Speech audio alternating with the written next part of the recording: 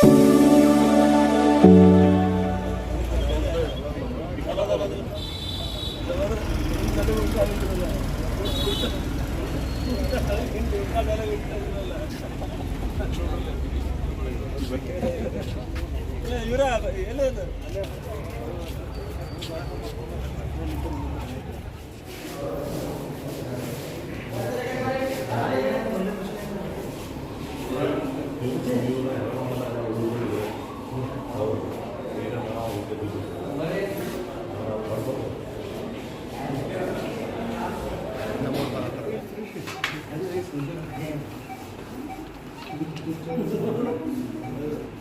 Bag ಇಟ್ಕೊಂಡು ಇಬ್ರು ಕೂಡ ಹೋಗಿರ್ತೀವಿ ತಗೊಂಡು ಏನು ತಗೊಂಡ್ರು ಪ್ರೇಮ್ಗಳು ಏನಾಗ್ತದೆ ನೀವು ವಿಚಾರ ಮಾಡಬೇಕು ನೀವು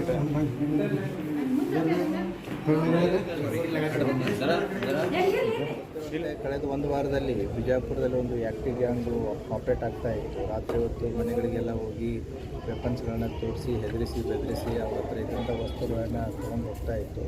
ಸೊ 3 FIR ಆಗಿದೆ ಆಲ್ರೆಡಿ ನಮ್ಮ ವಿಜಯಪುರ ಸಿಟಿಯಲ್ಲಿ. ಡಿಸೆಂಬರ್ 9ರಲ್ಲಿ 2 ಮತ್ತು ಮೊನ್ನೆ ಒಂದಾಗಿತ್ತು. ಸೊ ಮೊನ್ನೆ ಹೋದಾಗಲೂ ಕೂಡ ಏನೋ ಒಂದು ಮನೆಗೆ ಹೋಗಿ ಗಂಡನ ಮೇಲೆ ಇಂಥ ತಬ್ಬಿ ಮಾಡಿ ಹೆಂಡತಿ ಮಾಂಗಲ್ಯ ಸತ್ತ ಇಟ್ಕೊಂಡಿತ್ತು. ಸೊ ಪೊಲೀಸರು ಲಾಸ್ಟ್ 1 ವೀಕಿಂದ ಎಲ್ಲ ಕಡೆ ಆಪ್ರೇಟ್ ಮಾಡ್ತಾಯಿದ್ರು. ನಿನ್ನೆ ರಾತ್ರಿ ಇದನ್ನ ಕನಕದಾಸ ಬಡಾವಣೆ ಏನಿದೆ ಅಲ್ಲಿ ಸೈಟ್ ಆಗಿದ್ದಾರೆ. ಅಲ್ಲಿ ಇದ್ದಂಥ ಮನೆಯವರು ಅಟೆಂಪ್ಟಿಗೆ ಪ್ರಯತ್ನ ಮಾಡಿದ್ದಾರೆ. ಅವರು ಕೂಗಾಡಿದಾದಮೇಲೆ ಪೊಲೀಸರಿಗೆ ಇಂಟಿಮೇಟ್ ಮಾಡಿದಾದ್ಮೇಲೆ ಅಲ್ಲಿಂದ ತಪ್ಪಿಸ್ಕೊಂಡಾಗಿ ಹೋಗಿದ್ದಾರೆ. ತಪ್ಪಿಸ್ಕೊಂಡಾಗಿ ದಾರಿ ಮಧ್ಯದಲ್ಲಿ ಒಂದು ಬೈಕನ್ನು ತೊಗೊಂಡು 4 ಜನ ಒಂದೇ ಬೈಕಲ್ಲಿ ತಪ್ಪಿಸ್ಕೊಂಡಾಗ್ತಿರ್ಬೇಕಾದ್ರೆ ಪೊಲೀಸ್ನವರು ನೈಟ್ ರೌಂಡ್ಸಲ್ಲಿ ಇರೋದ್ರಿಂದ ಎಲ್ಲರೂ ಸೊ ಹೈವೇ ಮೇಲೆ ಅಪೋಸಿಟ್ ಡೈರೆಕ್ಷನ್ದಲ್ಲಿ ಸೈಟ್ ಆಗಿದ್ದಾರೆ. ಸೊ ದೆನ್ 3:15 ಅವರು ಟೋಲ್ ಹತ್ರ ಇರುವಂಥ ಏನು ವೇ ಬ್ರಿಡ್ಜ್ ಇದೆ, ಸೊ ಆ ವೇ ಬ್ರಿಡ್ಜಲ್ಲಿ ಬಿದ್ದಿದ್ದಾರೆ. ಸೊ ಬಿದ್ದು ಒಬ್ಬನು ಮುಂಚೆನೇ ಬಿದ್ದಿದ್ದಾನೆ. 3 ಜನ ಅಲ್ಲಿ ವೇ ಬ್ರಿಡ್ಜ್ ಹತ್ರ ಬಿದ್ದಿದ್ದಾರೆ ಬೈಕಲ್ಲಿ. ಸೊ ತಪ್ಪಿಸ್ಕೊಂಡು ಹೋಗಿದ್ದಾರೆ. ಪೊಲೀಸ್ನವ್ರು ಅಲ್ಲೇ ಸರ್ಚ್ ಮಾಡ್ತಾ ಇರಬೇಕಾದ್ರೆ ಮತ್ತೆ ಅಲ್ಲೇ ಸ್ಪಂದನ ಹಾಸ್ಪಿಟ್ಲ್ ಇದೆ ಪಕ್ಕದಲ್ಲಿ. ಸೊ ಅಲ್ಲಿ ಒಬ್ಬನು ಬೆಳಗ್ಗೆ 5:15 ಸೈಟ್ ಆಗಿದ್ದಾನೆ ವಿತ್ ವೆಪನ್ನು. ಸೊ ಆವಾಗ ಪೊಲೀಸ್ನವರು ನಮ್ಮ CPI ಗೋಲ್ ಗುಂಬಜ್ ಮಲ್ಲಯ್ಯ ಮಠಪತಿ ಮತ್ತು ಮೊಹಮ್ಮದ್ ಗೋರಿ PSI ಗೋಲ್ ಗುಂಬಜ್ ಅವಾಗ ಗುಂಡು ಹಾರಿಸಿದ್ದಾರೆ. ಸೊ ಗುಂಡು ಹಾರಿಸಿದಾಗ ಅವಾಗ ಕತ್ಲಿರೋದ್ರಿಂದ ಅವನು ಅಲ್ಲಿ ಕಂಡು ಬಂದಿಲ್ಲ. ಮತ್ತು ಸರ್ಚ್ ಆಪ್ರೇಷನ್ ಕಂಟಿನ್ಯೂ ಇಟ್ಟಿದ್ದಾರೆ.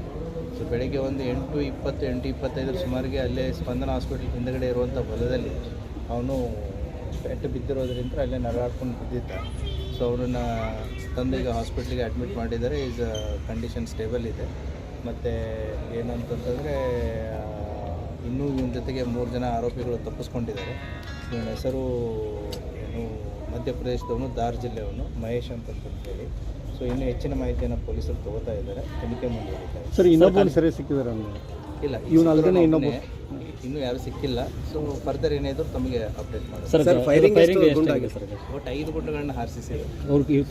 ಈಗ ಅದೇ ಡಾಕ್ಟರ್ ಚೆಕ್ ಮಾಡ್ತಾರೆ.